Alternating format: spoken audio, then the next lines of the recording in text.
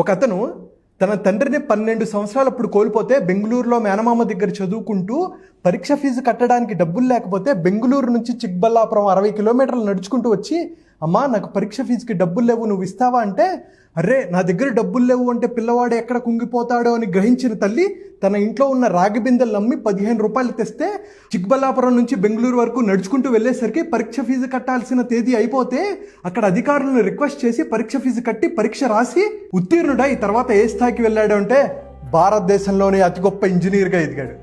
అతను ఎవరంటే హైదరాబాద్ని వరదల నీటి నుంచి కాపాడిన అపర మేధావి, సముద్ర అలల కోతకు విశాఖపట్నం ఓడరేవు గురి కాకుండా పటిష్టం చేసిన అపర భగీరథుడు, ఓలనే మింగేసి తన గర్భంలో కలిపేసుకుంటున్న ఉగ్రగంగకు ఆనకట్ట వేసి ఎన్నో వేల మందిని రక్షించిన ఆపద్ బాంధవుడు.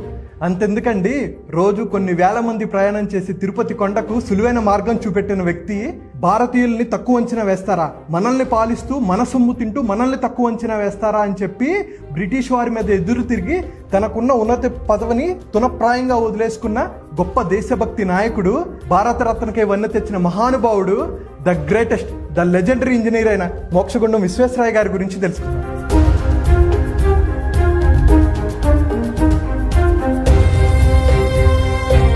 మోక్షగుండం విశ్వేశ్వరయ్య గారి గురించి చెప్పగలిగేంత అనుభవం నాకు లేదు, కానీ ఆయన జీవితంలో కొన్ని నేర్చుకోవాల్సిన పాఠాలు, సంఘటనల గురించి నేను కొన్ని చెప్తాను.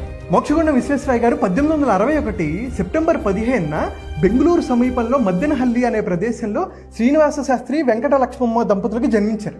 అయితే వీళ్ళ పూర్వీకులది ప్రకాశం జిల్లా మోక్షగుండం అనే ప్రదేశంలో. ఇందాక చెప్పినట్టు 12 సంవత్సరాలకి తండ్రి చనిపోతారు.